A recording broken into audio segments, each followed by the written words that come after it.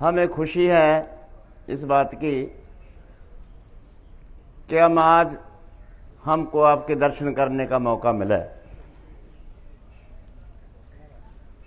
हम किसान ऑर्गेनाइजेशन के साथ जुड़े हुए हैं, उसकी अगुवाई कर रहे हैं। हमारी मांगें और आपकी मांगों के बहुत डिफरेंसेस भी हैं, लेकिन बेसिकली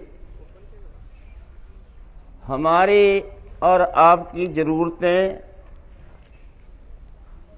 जो घरेलू ज़रूरतें हैं, वो ज़्यादातर एक सी हैं। हमारी इकोनॉमिक हालत भी लगभग एक जैसी है। हमारी मांगें अलग अलग होते हुए हमें कुछ ऐसे सवाल उठ जाते हैं कि भाई हमें मजदूरों से क्या लेना। जब कभी मजदूरों में ये बात आम चर्चा में आती है कि हमें खेती कृषि कानूनों के हमारा क्या वास्ता। जब हम किसानों की स्टेज के ऊपर लेबर कोड की बात करते हैं तो बहुत सारे किसानों को ये बेलोड़ी बात लगती है। 8 घंटे की जगह पर अगर मजदूरों को 12 घंटे काम करना पड़ता है तो इससे हमें क्या,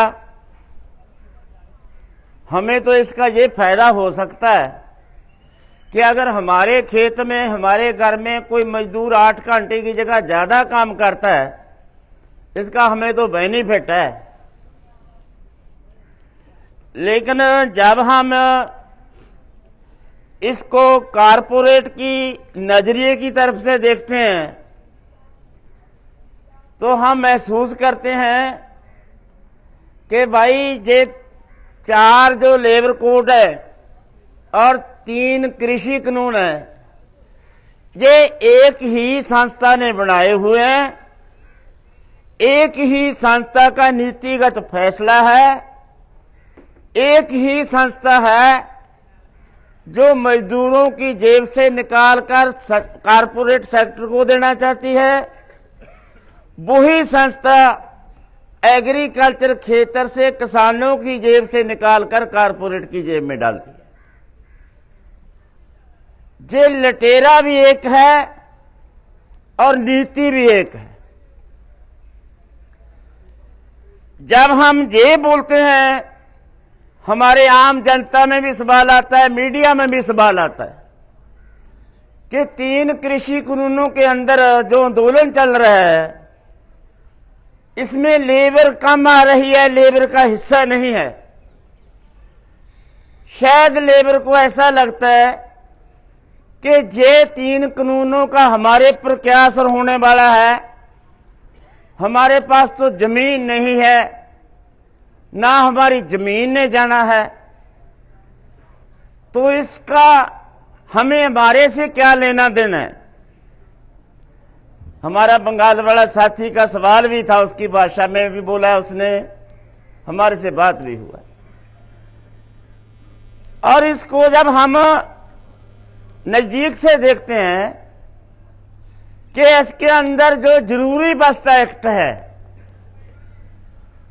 उसमें लिखा हुआ है कि खाने की वस्तुओं को जमा करने का छूट देता है वो कानून। जितना मर्जी खरीदो, जितना मर्जी जमा रख लो। इसका मतलब है कि फूड प्रोटेक्शन का जो समस्या है, वो फूड कंट्रोल की जो बात है, वो सरकार के हाथ से निकलकर कारपोरेट के हाथ में जा रही। जब खाने की वस्तु है जो वो मजदूर भी खाते हैं, दुकानदार भी खाते हैं, इंडस्ट्री वाले भी खाते हैं, छोटे मुलाजम भी खाते हैं, सारे लोग खाते हैं। तो इसका मतलब खाने की वस्तुओं के ऊपर अगर किसी कारपोरेट का कब्जा होता है तो साधारण सी बात है को मार्केट के अंदर वो टेम्पररी शॉर्ट किसी समय भी पैदा कर सकता। तो दुनिया के अंदर कोई ऐसा कानून नहीं हिंदुस्तान की हुकूमत के पास जो उनसे ये बोल सके कि आपने इतना माल डिपॉजिट कर रखा है, मार्केट के अंदर माल नहीं है, इसको निकालो और जनता में बांटो। इस कानून के अंदर ऐसी कोई भी प्रोविजन नहीं है। तो इसका मतलब है कि टेम्पररी शॉर्ट करके मार्केट के अंदर वो खाने की वस्तुएं जिस रेट पर मर्जी बेच सकता है। तो खरीदने वाले तो लेबर वाले भी हैं भाई, छोटा किसान भी है, सारा है। ये आटा 150 रुपया किलो मिलेगा भाई आपको। ये तो एक बात है। दूसरी बात, अगर खाने की वस्तुओं का कंट्रोल गोदामों में, सरकारी गोदामों में नहीं है माल, तो पीडीएस स्कीम जो मजदूरों को मिलती है, जो इंडिया के 80% लोग इस सहूलत को ले रहे हैं,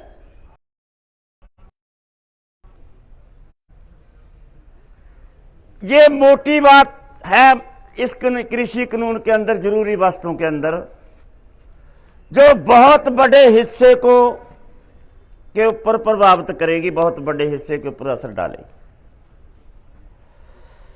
अभी तीसरी बात है कि जब ये सब वापरेगा तो कृषि क्षेत्र के अंदर भी ये संकट पैदा होगा। किसानों की आमदन कम होगी, किसान जमीन बेचेगा, कारपोरेट खरीदेगा, जागीरदार खरीदेगा। तो जो खेत मजदूर हैं, जो गांव में रहते हैं, उनको खेतों में मिलने वाली जो उजरता वो बिल्कुल खत्म हो जाएगी, क्योंकि मशीनीकरण युग है, लेबर की इसमें जरूरत नहीं है। और जो गांव की लेबर है, जो खेतों में, किसानों को खेतों में जाकर पशु पालने के लिए इकट्ठा पट्ठा तत्था करते हैं, वो काम भी खत्म हो जाएगा।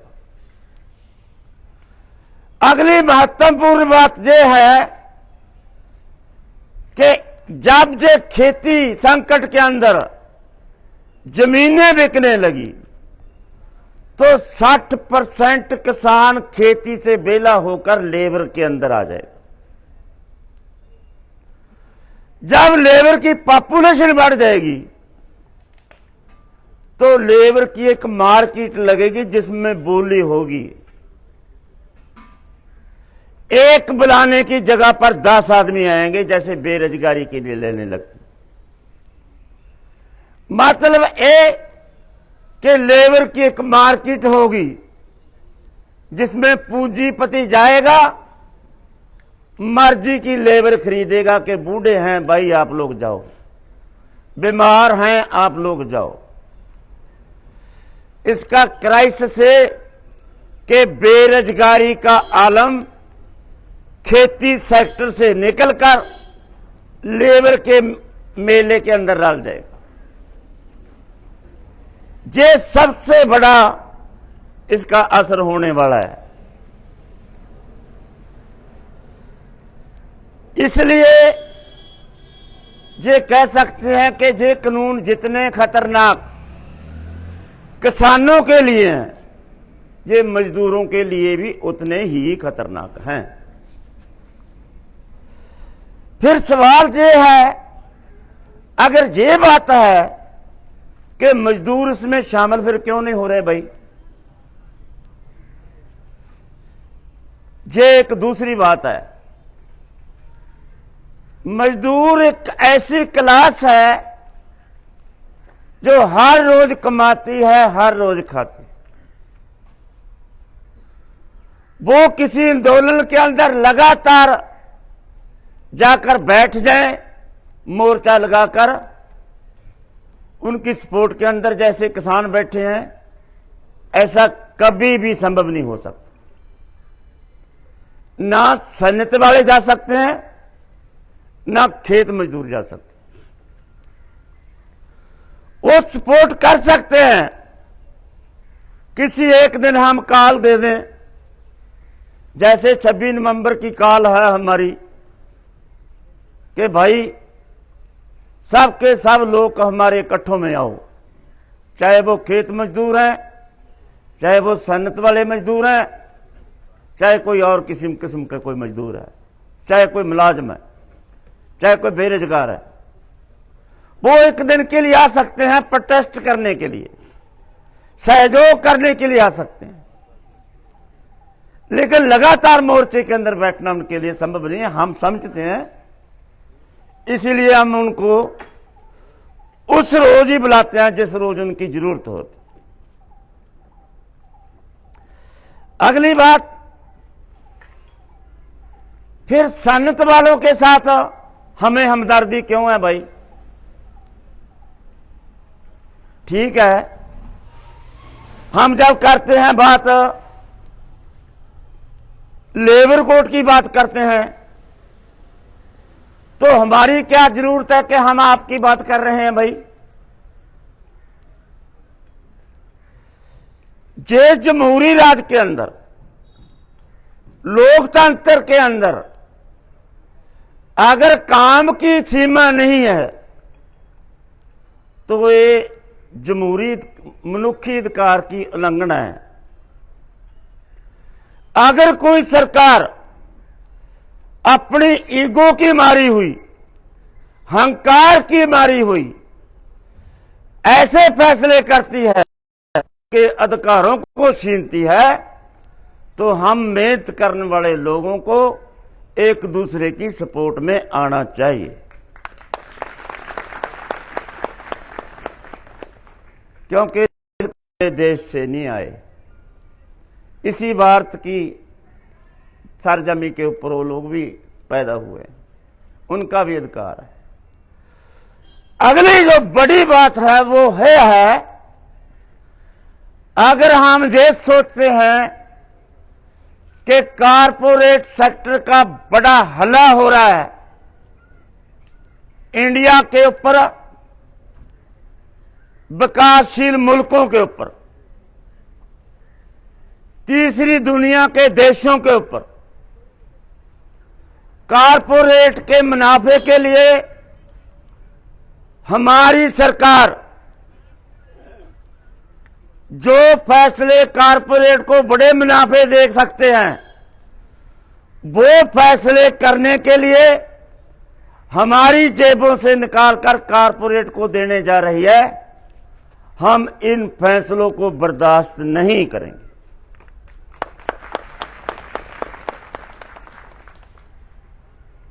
अगर इस सरकार को टक्कर देना है तो ना अकेले मजदूर दे सकते हैं, ना अकेले किसान दे सकते हैं। इसलिए जरूरी है कि इनके साथ में जोटी डालना ही पड़ेगा। अगर जोटी डालना है तो जब मजदूरों को संकट पड़ेगा हम मजदूरों के साथ खड़ेंगे, जब किसानों को संकट पड़ेगा मजदूर किसानों के साथ में खड़ेंगे। ये सांझ पक्की करनी, ये सबसे बड़ी जरूरी बात है। दूसरी बात है कि भाई मजदूरों और किसानों को तो डिफरेंसेस ही बहुत हैं।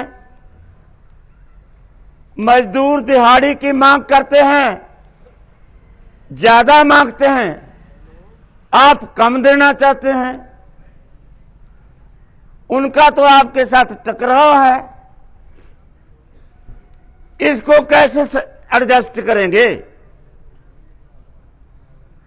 हम कम लेबर देना चाहते हैं, मजदूर ज्यादा लेबर मांगते हैं। ये एक पाड़ा है, हम इसको प्रमाण करते हैं कि ये फर्क है। लेकिन ये फर्क बहुत छोटा है जो एडजस्ट किया जा सकता, क्योंकि हम जानते हैं कि अगर लेबर ज्यादा पैसे ले गया तो कोई मजदूर अमीर नहीं होने लगा। अगर किसान ने पैसे कम दे दिए तो किसान इससे अमीर नहीं होने लगा।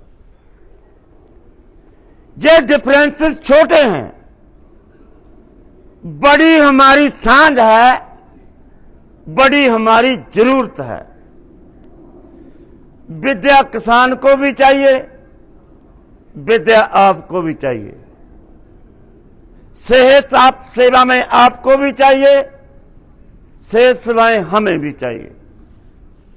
रोजगार आपके बच्चे के लिए भी चाहिए, रोजगार इनके बच्चे के लिए भी चाहिए।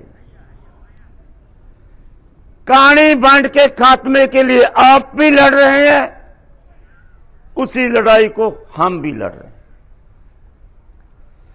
हमारी सबकी एक साझी है कि हमारी उजरत से हम अच्छी जिंदगी बसर कर सकें, ये हमारी सबकी साझी मांग है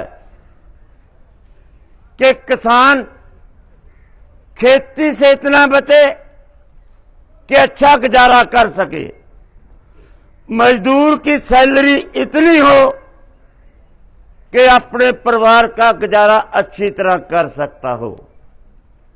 ये हमारी साझी मांग है। ये संभव कब होगी? ये संभव का तब होगी जब हुकूमत फैसला करेगी कि हमने जहां से गरीबों और अमीरों के बीच में जो खाई है उसको खत्म करना है। जो काड़ी बंड है उसको खत्म करना है। ये पाड़ा खत्म कैसे होगा भाई?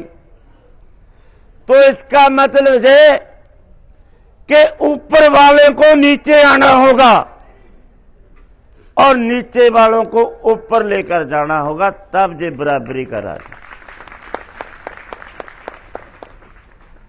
अभी जो कहने के लिए तो दो शब्दों की बात है ना भाई। ऊपर नीचे वाला तो ऊपर जाने के लिए तैयार है, लेकिन ऊपर वाला नीचे आने के लिए ऐसे तैयार नहीं होगा। उसको तो खींच कर लेकर आना होगा। ये बात बड़ी है। ये आपके हाथों से चुनी हुई हुकूमतें कभी नहीं करेंगी। इसलिए ये सिस्टम है जो, इस सिस्टम को तब्दील करना होगा। अगर इस सिस्टम को तब्दील करना चाहते हैं साथियों, तो ये लड़ाई लंबी है, बड़ी है। इसके लिए भगत सिंह की विचारधारा को आगे रखकर ही चलना होगा। भगत सिंह ने फांसी के तख्ते से जाने से पहले कहा था कि ठहरो साथियों, गए और किताब बंद करके चले गए।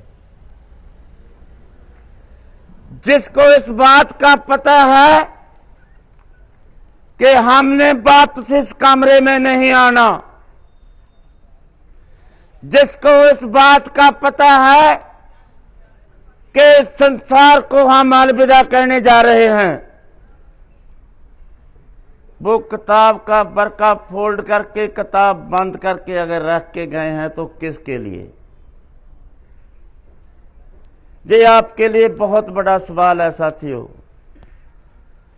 जो बरका मांग करता है, अगर कोई मेरे रास्ते के पांदी हैं तो ये किताब का बरका फोल्ड किया, खोल के इस रास्ते पर चलो। दुनिया के कीर्तियों को इकट्ठा करके तब तक संघर्ष करते रहो जब तक पूंजीवादी का मुकम्मल जहां से खात्मा नहीं होता।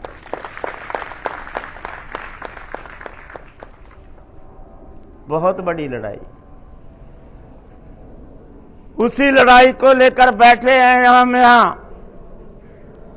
कह सकते हैं कोई साथी कि 1 साल से बैठे हुए हैं किसान, कुछ करते क्यों नहीं? बहुत कुछ कर रहे हैं साथियों। यहां बैठकर ही हो रहा है जो कुछ हो रहा है। ना आप हमें जानते थे, ना हम आपको जानते थे। जान पहचान बढ़ रही है, मजदूरों किसानों की गलपकड़ी पड़ रही है। दुनिया के बुद्धिजीवी लोग, जिनके मुंह से जबान से एक शब्द निकालने के बाद जेलों में बंद कर दिया गया, वो लोगों को हौसला मिल रहा है। हिंदुस्तान की फांसीवादी हुकूमत, फिरकू फांसीवादी, जो ईगो की मारी हुई है, जिनके हाथ खून से लिबड़े हुए हैं, जो कहते थे कि मोदी का कोई सानी नहीं, उसका दम घुट रहा है, दम घुट रहा है। अभी पार्लियामेंट के अंदर बैठे हुए दम घुट रहा है। और उसी की अपनी पार्टी के लोग उसके खिलाफ बोल रहे हैं। बहुत जल्दी आ जाएगा सामने कि मोदी के साथ ऐसी बगावत होगी कि जैसे पंजाब में अमरिंदर कल्ला रह गया, मोदी कल्ला थे, अमित शाह कल्ला ही रहेगा, उसके साथ में कोई नहीं होगा। वक्त किसी को माफ नहीं करता साथियों। वक्त देखता है, फैसले समय से होते हैं। आप काम करते हैं, काम में आपकी रुचि है, आप साथ साथ ये भी देखते हैं कि हाथों से काम करने वाले लोग अपनी उधर से अपने परिवार का अच्छा गुजारा क्यों नहीं कर सके। क्योंकि जितनी वस्तुएं बाजार से हम लेते हैं वो महंगी हुई हैं। एक साथी का सवाल था, पश्चिमी बंगाल वाले साथी का, कि आप एमएसपी मांगते हैं, हर बार आप गेहूं का ऊंचा रेट मांगते हैं, हर बार आप चावल का ऊंचा रेट मांगते हैं, सब्जियों का ऊंचा रेट मांगते हैं, लेकिन ये मांग तो मजदूरों के खिलाफ जाती है। बिल्कुल ठीक है, ऐसा ही है। अगर हमारा गेहूं 2000 रुपया से 2500 मांगते हैं हम रेट उसका, तो आप लोग हमारे साथ में नहीं आएंगे, क्योंकि आपकी मांग है सस्ता आटा लेने की, हमारी मांग है ऊंचे रेट में गेहूं बेचने की। अब इसका सम्मेल कैसे करें? हम भी चाहते हैं साथियों कि खाने वाली वस्तु इतनी सस्ती हो जिसको हर कोई सौखे से खरीद के अपने पेट का गुजारा कर ले। वो कैसे होगा? और सस्ती भी हो और किसान को मुनाफा भी हो। वो कैसा हो सकता है? इनपुट्स कम हो जाए तो गेहूं 1000 रुपये में बेची जा सकती है भाई, और मुनाफा भी होगा। 2500 में बेचकर हम 500 रुपया घाटा खाते हैं। अगर इनपुट्स कम होती है तो 1000 रुपये में बेचकर 50% हमें मुनाफा मिलता है। इनपुट्स क्या है? जो खेती के लिए, किसानों मजदूरों के लिए कारपोरेट वस्तुएं बनाता है, उनके मुनाफे पर कट लगा के उनकी चीजों का रेट आगा कर दिया जाए कि आपकी भी मांग है, हमारी भी मांग। अगर समझ में ना आए, हम बोल दें भाई डीएपी का रेट 600 रुपया कर दो 1200 के लिए, हमारी लड़ाई है, हम आपसे मांग करें भी हमारे साथ ये लड़ाई लड़ो, आप नहीं जाएंगे, हमने तो डीएपी खरीदने नहीं। अगर आपके बात समझ में आ जाए कि खेती पैदा करने की जितनी वस्तु कारपोरेट पैदा करता है, अगर बहुत सस्ती होती है तो खेती से, जमीन से पैदा होने वाली चीज भी सस्ती होएगी। उस मार्केट में आएंगे तो जो आटा आपको 30 रुपए किलो मिलता है वो आपको 10 रुपए किलो मिल जाएगा, क्योंकि इनपुट्स में कट लग गया। अभी सवाल वही है कि इनपुट्स को कम कौन करेगा, बिल्ली के गल में टल्ली कौन बांधेगा। ये तो भाई काम सरकार का है, लेकिन सरकार तो उनकी दल्ली है, सरकार को उनकी झूठ खाती है, सरकार को उनके इशारे पर फैसला करती है। ये नहीं करेंगे, हमारे से लेकर उनको देने के लिए तो ये तैयार हैं, उनसे लेकर हमें देने के लिए ये बिल्कुल तैयार नहीं। वही बात जो पहले मैं बात बोली है कि ऊपर वाला नीचे ऐसे नहीं आएगा। अभी जब बात करते हैं कि मजदूरों की सैलरी बढ़ा दो, भाई बेरोजगार बच्चों को रोजगार बेरोजगारी भत्ता दे दो, किसानों का कर्जा खत्म कर दो, मजदूरों का कर्जा खत्म कर दो, बुढ़ापा पेंशन का कानून बना दो, एमएसपी का कानून बना दो, तब ये बोलेंगे भाई इतना पैसा कहां से आएगा, आप हमारी जगह पर हों फिर ऐसा कर सकते हैं, जब खजाने में तो कुछ है नहीं। अभी हम आपसे एक बात करना चाहते हैं साथियों, इंडियन एक्सप्रेस का अखबार की एक रिपोर्ट है 2020 की, दिसंबर 14 2020 की। वो लिखता है कि एक साल के अंदर 75,000 करोड़ रुपया टैक्स का चोरी हो जाता है। 75,000 करोड़ रुपया एक साल में। उसने आगे लिखा है कि इस देश की, हिंदुस्तान की जीडीपी है जो 210 लाख करोड़ रुपया है, और 17-18 से लेकर 20-21 तक 4 साल के अंदर कारपोरेटों ने 600 लाख करोड़ रुपए का टैक्स चोरी किया है। इतना पैसा पड़ा हुआ है, उसको कौन जब्त करेगा? 23 लाख करोड़ रुपया बैंकों के साथ कारपोरेट के दल्लों ने, विजय माल्या जैसों ने ठगी लगाई है, सीधी ठगी।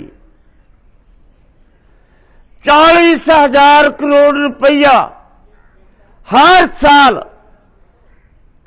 सन्नतों का राइट ऑफ किया जाता है, राइट ऑफ।